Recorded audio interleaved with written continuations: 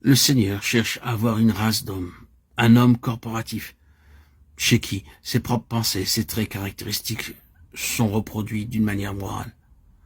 Le Seigneur a toujours recherché pour lui cet homme-là. C'était la recherche d'un tel homme qui a conduit à la création. C'était la recherche d'un tel homme qui a conduit à l'incarnation. C'est cette recherche d'un homme qui a conduit à l'Église, le nouvel homme.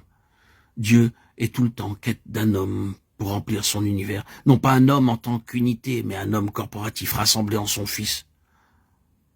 Paul parle de cet homme comme l'Église qui est son corps, la plénitude de celui. Éphésiens 1, 22, 23. C'est là la plénitude, la mesure de la stature d'un homme en Christ. C'est de l'Église dont il est question, non de quelques individus. Dieu a toujours été en quête d'un homme pour remplir son univers. Dieu conçoit des pensées, éprouve des désirs et exprime des volontés. Et ces pensées, ces désirs et ces volontés sont l'essence même de son être moral. Et quand il s'est ainsi reproduit dans ce sens, il a un être constitué selon sa propre nature morale. L'homme devient une incarnation et une personnification de la nature morale même de Dieu. Non pas de la divinité de Dieu, mais de sa nature morale. Vous savez ce que veut dire dans la vie courante que quelque chose ou quelqu'un est selon votre propre cœur? Vous voulez dire qu'ils sont très exactement ce que vous pensez qu'ils sont et ce que vous voulez qu'ils soient pour votre entière satisfaction personnelle. L'homme selon le cœur de Dieu est ainsi pour lui. L'Éternel s'est choisi un homme selon son cœur.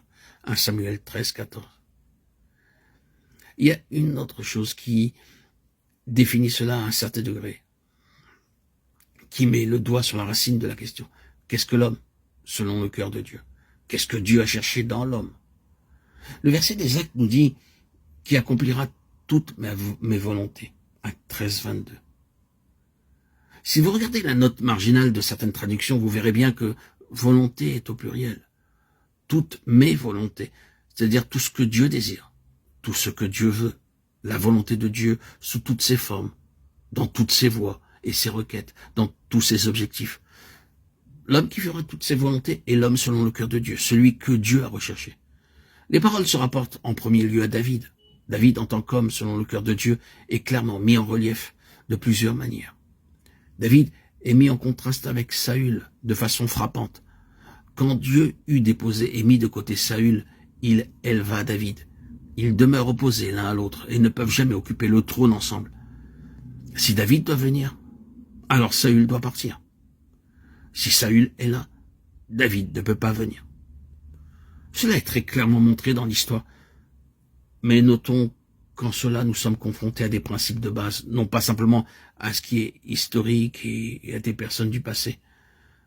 Devant Dieu, il y a deux états moraux, deux conditions spirituelles, deux cœurs. Et ces deux cœurs ne peuvent jamais être sur le trône ensemble, occuper la position princière en même temps.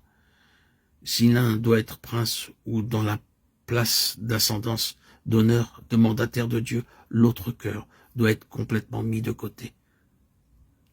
Il est remarquable que même après que David fut oint roi, il y a eu un laps de temps considérable avant qu'il ne parvienne au trône. Laps de temps pendant lequel Saül continuait d'occuper cette position. David a dû rester en arrière jusqu'à ce que ce régime eût achevé sa course, jusqu'à ce qu'il fût complètement épuisé, terminé, et alors mis de côté.